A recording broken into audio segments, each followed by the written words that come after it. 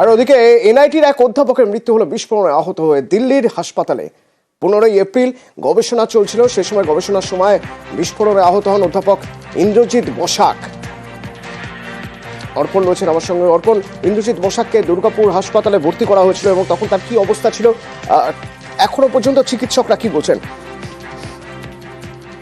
একেবারে 15 এপ্রিল কিন্তু দুর্গাপুরের যে এনআইটি রয়েছে সেই এনআইটিতে ছাত্রদের নিয়ে গবেষণা করার সময় কিন্তু বিস্ফোরণের ঘটনা ঘটে এবং এই বিস্ফোরণের যেটা কিন্তু ঝলসে যায় একজন অধ্যাপক এবং একজন ছাত্র।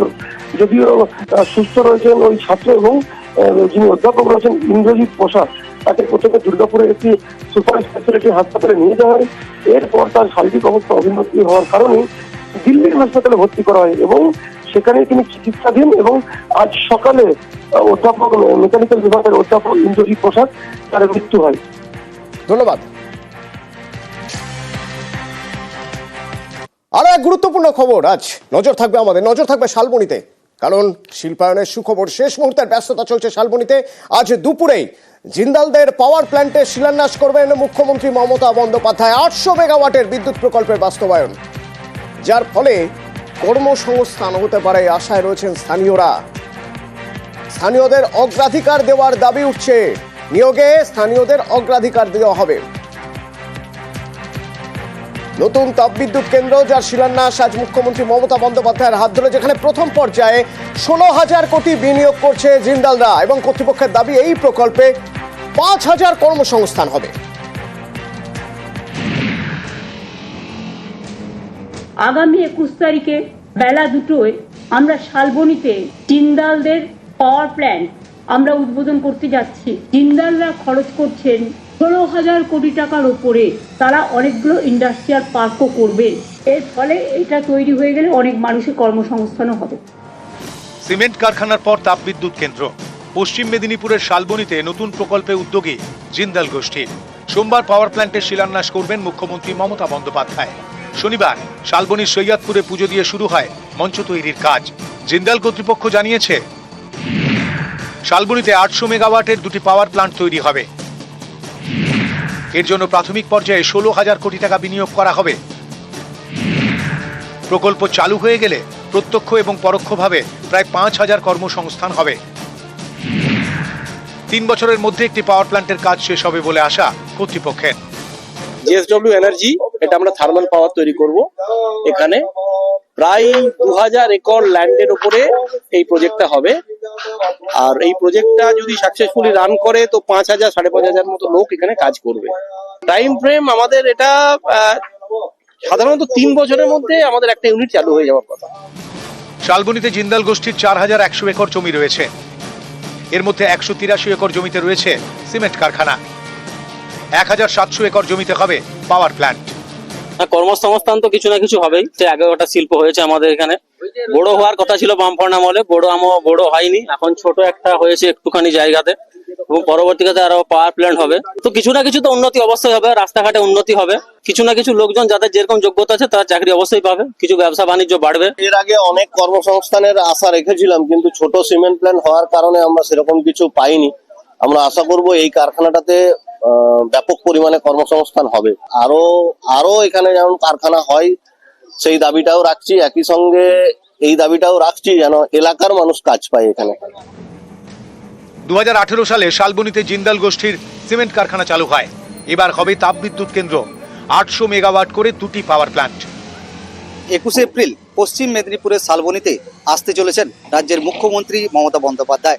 জানা গেছে ওই দিন জিন্দাল প্ল্যান্টে শিলান্যাস করবেন তিনি বিদ্যুৎ উৎপাদন কেন্দ্রের। আর তাই নতুন করে আশায় বুক বাঁধতে শুরু করেছে শালবনীর মানুষেরা। পশ্চিম মেদিনীপুর থেকে শোভন দাস, নিউজ 18 বাংলা। নজর থাকবে দিল্লিতে যোগ্য অযোগ্য, এবং তার পাশাপাশি নজর থাকবে আজ কলকাতায় যোগ্য অযোগ্যদের তালিকা। আজই যোগ্য অযোগ্য তালিকা প্রকাশের সম্ভাবনা। চাকরিহারাদের দেওয়া রাজ্যের সময়সীমা আজ শেষ। সেক্ষেত্রে আজ যোগ্য অযোগ্যের তালিকা পাওয়া যাবে। যদিও এখনো আইনি মতামত নিচ্ছে এসএসসি বলে জানা যাচ্ছে, এবং সুপ্রিম কোর্টের আইনজীবীদের সঙ্গে আলোচনা করা হচ্ছে। সকাল থেকে দফায় দফায় বৈঠক চলছে স্কুল শিক্ষা দপ্তরের সঙ্গে। ভার্চুয়াল বৈঠক এসএসসি চেয়ারম্যানের। সেক্ষেত্রে কি ওয়েবসাইটে আপলোড হতে পারে যোগ্য অযোগ্যের তালিকা, সেরকম সম্ভাবনাও দেখা যাচ্ছে। বিকেলে প্রেস কনফারেন্স করতে পারেন এসএসসি চেয়ারম্যান। এখনো পর্যন্ত আমাদের কাছে কি আপডেট রয়েছে জানবো। আমার সঙ্গে সোমরাজ রয়েছেন সরাসরি। সোমরাজ, সবার নজর রয়েছে আজকের এই দিনে, কারণ আজ হয়তো যোগ্য অযোগ্যর তালিকা ওয়েবসাইটে দেখা যেতে পারে। এসএসসি চেয়ারম্যান যখন তিনি প্রেস মিট করবেন তখনও হয়তো তিনি কিছু বলতে পারেন। সবার নজর রয়েছে। এখনো পর্যন্ত আমাদের কাছে কি আপডেট রয়েছে?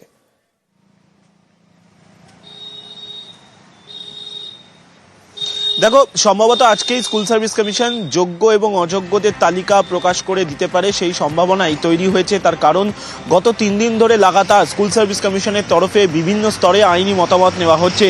বিশেষ করে এই যোগ্য অযোগ্যদের যে তালিকা প্রকাশ করা হবে সেই তালিকায় কি লেখা থাকবে, যোগ্য লেখা থাকবে, অযোগ্য লেখা থাকবে, নাকি তার বদলে অন্য কিছু লেখা থাকবে, এই বিষয়গুলি নিয়েই মূলত আইনি মতামত দিচ্ছে স্কুল সার্ভিস কমিশন। আজ সকাল থেকেই দফায় দফায় এসএসসি চেয়ারম্যান স্কুল শিক্ষা দপ্তরের আধিকারিকদের সঙ্গে যেমন বৈঠক করছেন ভার্চুয়ালি, তেমনি সুপ্রিম কোর্টের আইনজীবীদের সঙ্গেও আলোচনা করছেন।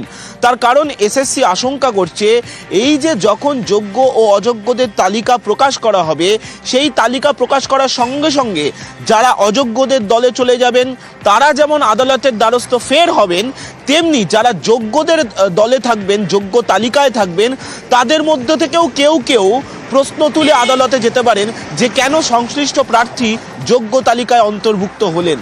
এই সংক্রান্ত একাধিক প্রশ্ন নিয়ে আদালতে যে ফের মামলা হবে তাতে অন্তত কোনো সন্দেহ প্রকাশ করছে না এসএসসি, কিন্তু যাতে সেই মামলার জটিলতা কোনো তৈরি না হয় নয়া নিয়োগ প্রক্রিয়ার ক্ষেত্রে, সেই কারণেই এসএসসি গোটা বিষয়টি নিয়ে আইনি মতামত চূড়ান্ত করেই তালিকা প্রকাশ করবে। সেক্ষেত্রে আজকে বিকেল বা সন্ধেবেলায় স্কুল সার্ভিস কমিশনের চেয়ারম্যান সিদ্ধার্থ মজুমদার সাংবাদিক সম্মেলন করার পরে এই তালিকা ঘোষণা করতে পারে বলেই সম্ভাবনা তৈরি হয়েছে। তার কারণ তোমার হয়তো মনে আছে 2 সপ্তাহ আগেই শিক্ষামন্ত্রী ব্রাত্য বসু যখন চাকরিহারা শিক্ষক, শিক্ষিকা এবং শিক্ষাকর্মীদের সঙ্গে বৈঠক করেছিলেন, সেই সময় 21 তারিখের ডেডলাইন দিয়ে দিয়েছিলেন, অর্থাৎ 21শে এপ্রিলের মধ্যেই আইনি মতামত নিয়ে রাজ্য এই যোগ্য এবং অযোগ্যদের তালিকা প্রকাশ করবেন। যারা চাকরিহারা, যে প্রায় 26,000 শিক্ষক ও শিক্ষাকর্মী, সুপ্রিম কোর্টের রায় যাদের চাকরি বাতিল হয়েছে, যদিও পরে সুপ্রিম কোর্ট মধ্যশিক্ষা পর্ষদের আবেদনের ভিত্তিতে 31শে ডিসেম্বর পর্যন্ত তারা কাজ করতে পারবেন বলে জানিয়েছে। কিন্তু এই যে তালিকা প্রকাশ নিয়ে যে আন্দোলন চালিয়ে যাচ্ছেন চাকরিহারা শিক্ষক এবং শিক্ষাকর্মীরা, এবং তারা যে দাবি রেখেছিলেন সেই দাবিকে মান্যতা দিয়েই রাজ্য আইনি মতামত নিচ্ছে। আজ বিকেল বা সন্ধ্যের সময় এসএসসি চেয়ারম্যান প্রেস কনফারেন্স করতে পারেন, কিন্তু তার আগে শেষ মুহূর্তের যে আইনি প্রস্তুতি বা আইনি মতামত তা নিয়ে নিচ্ছে এসএসসি। তার কারণ এসএসসি মনে করছে এই তালিকা প্রকাশ হওয়ার পরে ফের সুপ্রিম কোর্টের দ্বারস্থ হতে পারেন চাকরি প্রার্থীদের একাংশ। তাই সব দিক খতিয়ে দেখেই এই যোগ্য অযোগ্যদের তালিকা প্রকাশ করতে পারে আজ এসএসসি। ধন্যবাদ সোমরাজ।